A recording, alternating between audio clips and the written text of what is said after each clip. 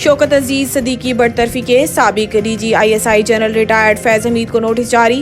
عدالت نے سابق D G I S I general retired Faiz Hameed کو نوٹس جاری کر دیا۔ علاوہ ازیں سپریم کورٹ نے سابق چیف جسٹس اسلام آباد ہائی کورٹ انور قاسی، بریگیڈیئر عرفان رامے، سابق رجسٹرار سپریم کورٹ ارباب عارف کو بھی نوٹس جاری کر دیا۔ عدالت نے درخواست گزار شوکت صدیقی کو 7 روز میں ترمیمی درخواست دائر کرنے کی ہدایت کر دی۔ عدالت نے کہا ہے کہ 3 افراد جنہیں شوکت عزیز صدیقی نے فریق بنایا تھا، ان کا براہ راست تعلق نہیں۔ قمر جاوید باجوہ، طاہر وفائی، فیصل مروت کو نوٹس جاری نہیں کیا گیا۔ پختونخوا پولیس لائن پر خودکش دھماکہ، چیک پوسٹ پر حملہ، 3 اہلکار شہید، کئی زخمی۔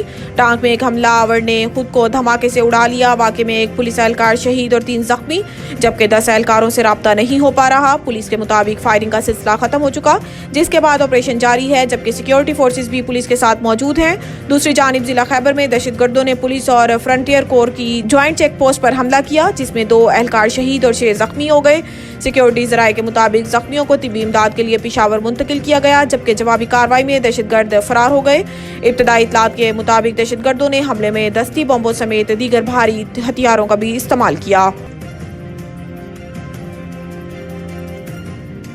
مقبوضہ کشمیر سے متعلق بھارتی سپریم کورٹ کے فیصلے کو جوتے کی نوک پر رکھتے ہیں۔ آزاد کشمیر کے دارالحکومت مظفر آباد میں پریس کانفرنس کرتے ہوئے وزیر اعظم انوار الحق کاکڑ کا کہنا تھا کہ بھارتی سپریم کورٹ کے فیصلے سے لوگوں کو مایوس اور نا امید نہیں ہونا چاہیے۔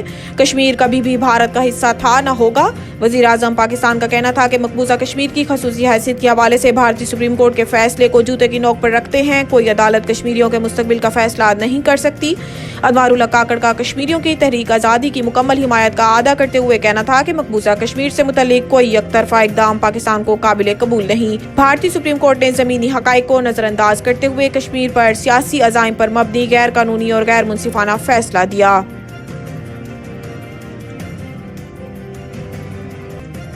انتخابات میں بیوروکریسی کی خدمات کے خلاف درخواست، لاہور ہائی کورٹ کا لارجر بینچ تشکیل۔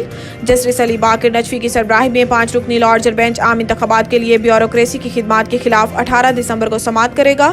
جسٹس شاہرام سرور، جسٹس سرفراز ڈوگر، جسٹس سلطان تنویر اور جسٹس جواد حسن بھی بینچ کا حصہ ہوں گے۔